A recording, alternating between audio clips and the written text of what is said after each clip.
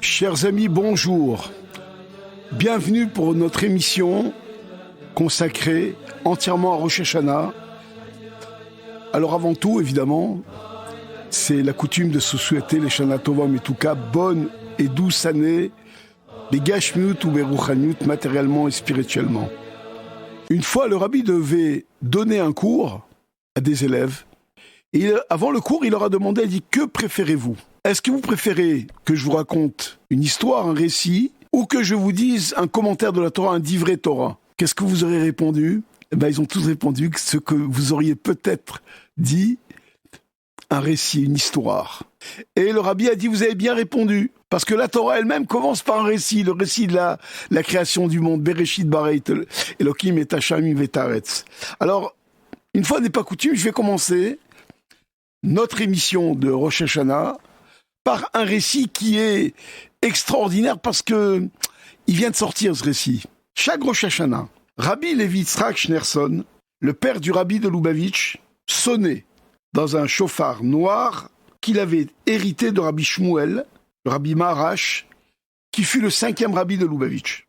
En 1940, Rabbi Levi Yitzhak, donc le père du rabbi Menachem Mendel Schneerson, a été arrêté par la police secrète soviétique sous prétexte d'activité contre-révolutionnaire. En vérité, il diffusait la Torah et les mitzvot dans un pays athée. Il a été torturé, condamné à l'exil au Kazakhstan. Dès qu'elle le put, son épouse, la rabbinite Rana, mère du rabbi, a rejoint son mari pour adoucir ses dernières années. Après la mort de Rabbi Levi Yitzhak, le 20 av 1944, il est enterré à Alma-Ata. J'ai eu le srout de me rendre dans cette ville sur sa tombe. Le 20 av, il y a 6 ans, avec un kinous Ashlochim. C'est un endroit très très impressionnant, la vérité. En tout cas, revenons à notre histoire du chauffard. La rabbinite Rana confia le précieux chauffard qui appartenait à son mari, à Rav Yaakov Yosef Raskin. Il sonna de ce chauffard jusqu'en Elul, 1950. Alors il reçut la visite de Rav Dovber Raskin. Celui-ci l'informa qu'à New York, parce que le rabbi venait juste de prendre un nessiout, que le rabbi désirait en tant qu'héritier légitime, puisque c'est le chauffard de son père, il voulait récupérer le chauffard. Rav Yaakov Yosef n'hésita pas une seconde et se sépara, certes, le cœur gros, de ce trésor auquel il avait veillé jalousement. Alors, cependant, il a osé, mais c'est un grand chassid, il a osé demander un dédommagement au rabbi. Qu'est-ce que le rabbi lui a fait parvenir ? Il a fait parvenir en échange un mouchoir qu'avait utilisé Rabbi Yosef Yitzhak, le précédent rabbi de Lubavitch. Ce mouchoir pourrait lui servir à recouvrir son propre chauffard quand il soufflerait dedans. Mais on sait très bien, et j'ai eu 2 fois la chance d'assister à l'Atkiat chauffard du rabbi. Une fois, c'était Rosh Hashanah, c'était en 1974, un deuxième Rosh Hashanah en 1975. Évidemment, la choule était bondée, on n'entendait pas une mouche voler quand le rabbi sonnait le chauffard. C'est un moment d'une intensité et d'une spiritualité inimaginable, sans aucune commune mesure avec ce qu'on peut imaginer. Et le rabbi, on voyait qu'il sonnait des fois avec le chauffard de son père, chauffard noir, là, qui a été remis, comme je vous ai dit. Sinon, des fois, il choisissait. Il sonnait avec un chauffard blanc. Et également, ce que je voudrais vous dire, c'est qu'on amenait sur la bima où le rabbi sonnait le chauffard, des milliers de lettres dans des sacs en craft, des milliers de lettres que des gens, des pidionnes, des achats d'âmes pidionnes des fèches, que des milliers de gens envoyaient au rabbi ou lui donnaient, et qui bénissaient à ce moment-là, un moment d'une kedusha, d'une élévation énorme. Donc des fois le rabbi sonnait sur un chauffard blanc, et des fois sur le chauffard noir. Alors d'où vient maintenant ce chauffard blanc ? Alors on explique comme ça que ce chauffard, il appartenait en vérité au rabbi Tzemar Tzedek. Et il y a eu toute une histoire.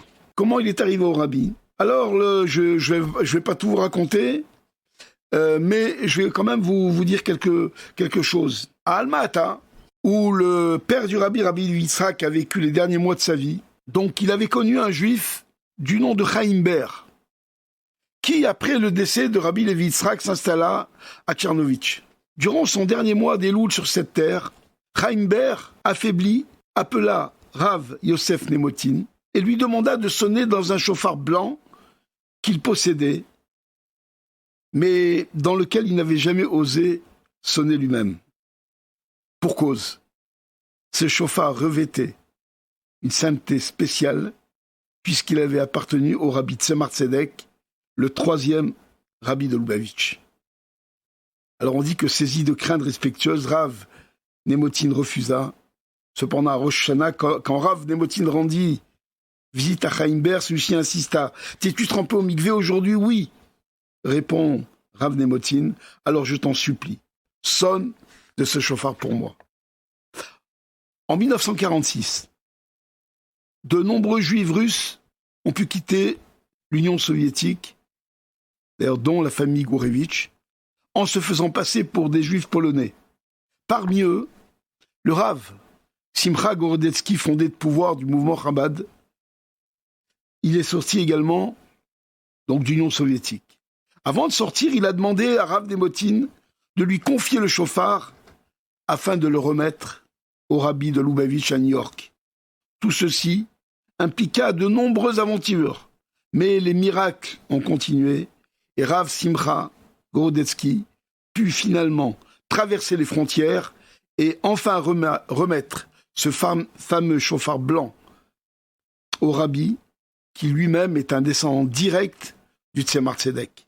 C'est ainsi que chaque année, à Rosh Hashanah, le rabbi disposait de 2 chauffards, un noir et un blanc, tous deux ayant appartenu à ses ancêtres et dans lesquels il soufflait pour assurer au peuple juif une bonne et douce année, matériellement et spirituellement.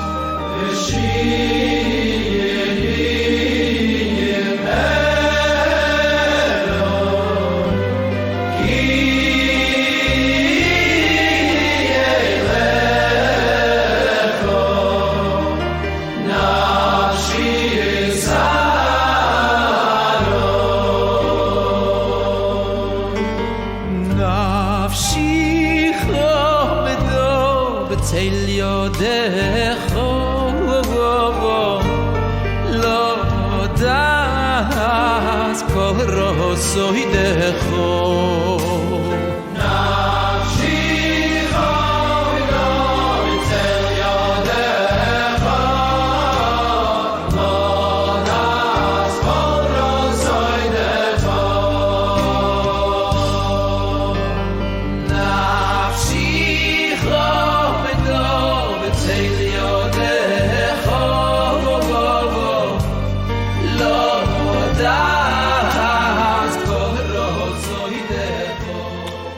Vous êtes bien donc sur RJL 94.5 MHz pour notre émission, votre émission consacrée à Rosh Hashanah, à la tête de l'année. Alors on l'appelle bien Rosh Hashanah, la tête de l'année, et pas Trilat Hashanah ou Reshit Hashanah, le début de l'année, car dans ce jour-là est contenu tous les jours, toutes les minutes de toute l'année 5783 qui va s'écouler pour le bien et que pour les bonnes choses. Les Chachamim nous ont demandé ce jour-là particulier et fait étonnant, ces 2 jours et 2 jours dans le monde entier, même en Eretz Israël. Ces 2 jours sont consacrés surtout à la réflexion, à la méditation et aux prières. On sait que la tfila, la prière qui nous attache à Kadosh Baruch Hu, elle est écoutée, elle est entendue le jour de Rosh Hashanah par Kadosh Baruch Hu. La prière et le shofar également, évidemment, qui est la mitzvah du jour, c'est d'écouter le son du shofar. Et on dit que quand on sonne le shofar, alors à Kadosh Baruch Hu, le jour même de Rosh Hashanah, il est assis sur le trône de la rigueur de la Gvura. Et grâce au son du shofar, alors il s'adoucit et s'assoit, se lève du trône de la Gvura, de la sévérité. Il va sur le trône de la bonté, du chesed, de la rachamim. Mais il demande de nous certaines choses. Déjà, donc, très, très grande partie de la tfila. Alors, ce qui était très étonnant, mais qui est expliqué dans le livre de Chassidut, c'est le jour le plus haut de l'année, où on peut attirer les choses, les sirotes, les choses les plus des hamsharot, les plus élevées du ciel, par nos prières et par notre réflexion. Et que doit-on demander dans notre filote? Essentiellement sur le gashmi, sur notre vie matérielle pendant cette année-là, c'est-à-dire la santé, la parnassa, les enfants, tout ce qui touche essentiellement sur les choses qui sont donc matérielles. On fait les tfilotes, on écoute le shofar, et quand on a du temps libre, on lit les Teilim.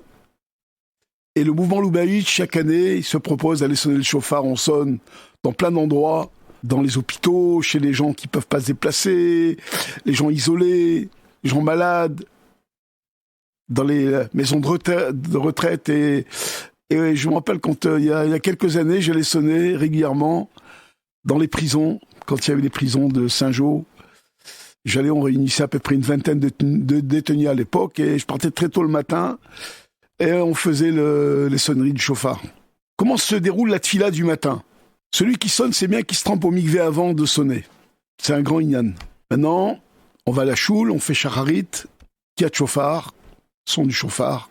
Et on explique que celui qui verse pas une larme entre Rosh Hashanah et Yom Kippour, c'est que sa tchouva n'est pas vraiment complète. Il doit la compléter.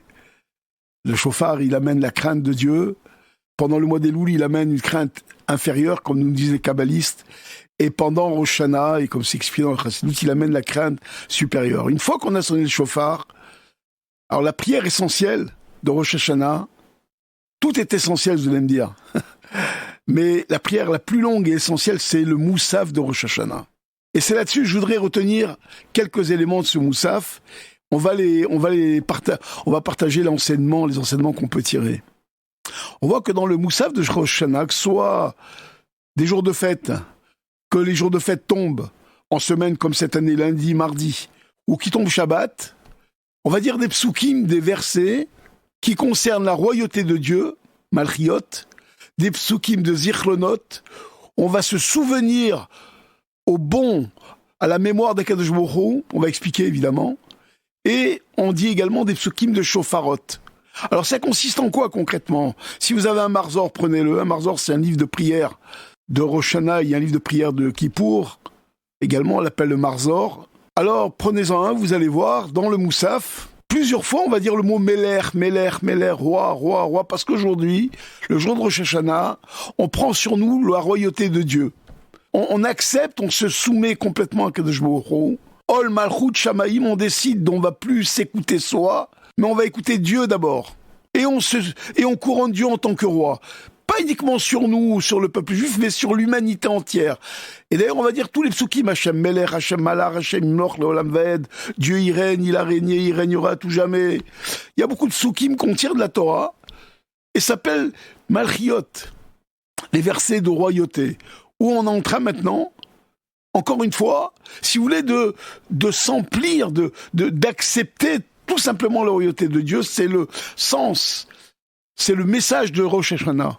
Après, on va dire des psukim de Zichronot, où on dit à Dieu, regarde, souviens-toi, nous peut-être, souviens-toi de nos ancêtres, rappelle-toi ce qu'a fait Avram en sacrifiant son fils Yitzhak, rappelle-toi ce qu'a fait Yaakov, Moshe Rabbeinu, on demande à Akadosh Baruch Hu de se souvenir des bonnes choses qu'ont fait nos ancêtres, pour dire à Dieu, regarde, même nous, si on ne mérite pas véritablement d'avoir des bonnes choses, mais regarde, pour nos ancêtres, alors, sois miséricordieux et accepte de nous donner une Shana Tova ou Metuka. Ces souvenirs-là créent un lien entre nous et Dieu, parce que quand on proclame Dieu en tant que roi, on n'a pas encore vraiment créé le lien. On le fait des fois instinctivement ou parce qu'il faut le faire. Mais ensuite, quand on dit ces psukim de Zichronot, on est en train de créer le lien entre nous et Akadosh Baruch Hu. C'est une deuxième étape dans notre service de Dieu et dans le jour même, dans la tfila de Rosh Hashanah. Et enfin, on termine par les psukim de Shofarot, où on cite beaucoup d'endroits dans la Torah, où on a sonné le shofar, par exemple, on a sonné le shofar au Har Sinaï quand on a reçu la Torah, on parle du grand shofar qu'on sonnera quand Mashiach viendra, on sonnait le shofar également dans le Beth Amikdash. Alors, si vous voulez, là, ici, on a le schéma parfait. D'abord, on se soumet à Dieu. On accepte sur nous sa royauté. Ensuite, on lie un lien avec Dieu. Et après, on décide. Le shofar, c'est shafrou, maasechem. Embellissez vos mitzvot, embellissez vos actions. Concrètement, on décide d'améliorer notre vie au quotidien pour aller complètement dans le ratson, dans la volonté de Dieu. Ça, c'est un des enseignements du shofar. Donc, si vous voulez, on a ici tout le schéma. Et donc, on termine par l'action concrète. Alors, qu'est-ce qu'on voit? C'est que ces psukim, comme je vous ai dit au début, on va les dire qu'on soit Shabbat, que Rosh Hashanah tombe Shabbat, ou que Rosh Hashanah tombe en jour de Chol, en jour profane. On sait très bien que quand Rosh Hashanah tombe Shabbat, et c'est pas le cas de cette année, on ne sonne pas le shofar le Shabbat. Par contre, ces psukim, même Shabbat, on doit les dire. Pourquoi? Parce que ces psukim, ils sont essentiels. Parce que ces psukim, ces versets, nous font prendre conscience de tout ce qu'on doit réaliser à Rosh Hashanah. Et grâce à cela, ça va nous donner la force. Ça va donner la force de les accomplir. Et pourquoi on sent dans un chauffard matériel? Pour amener cela dans toutes les parties, dans toutes les fibres de notre corps. D'ailleurs, comme on dit, j'ai la chair de poule, c'est pas pour rien. Le chauffard et les tfilotes de Rosh Hashanah doivent complètement nous imprégner au plus profond de nous-mêmes. On va vous passer encore une pause musicale et on va conclure cette émission sur Rosh Hashanah. La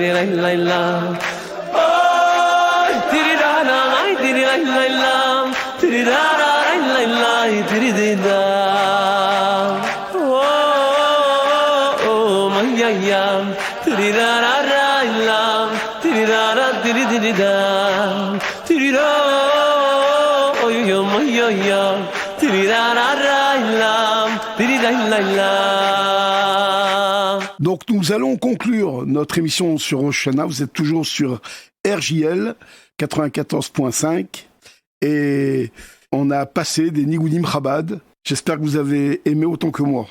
Alors cette année qui s'achève, c'est l'année de Shemitah, vous le savez très bien, avec toutes les choses que ça a engendré. Mais l'année qui arrive, c'est aussi une année particulière. L'année de Hakel, du rassemblement.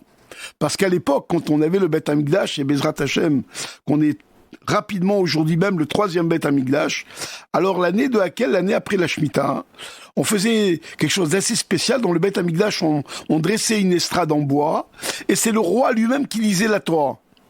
Et tout le monde venait, hommes, femmes, enfants. Comme ça, on s'imprégnait de la crainte d'Akadosh Baruch Hu, puisque c'est le roi lui-même qui disait la Torah. Et avant tout, c'est une année de Hakel.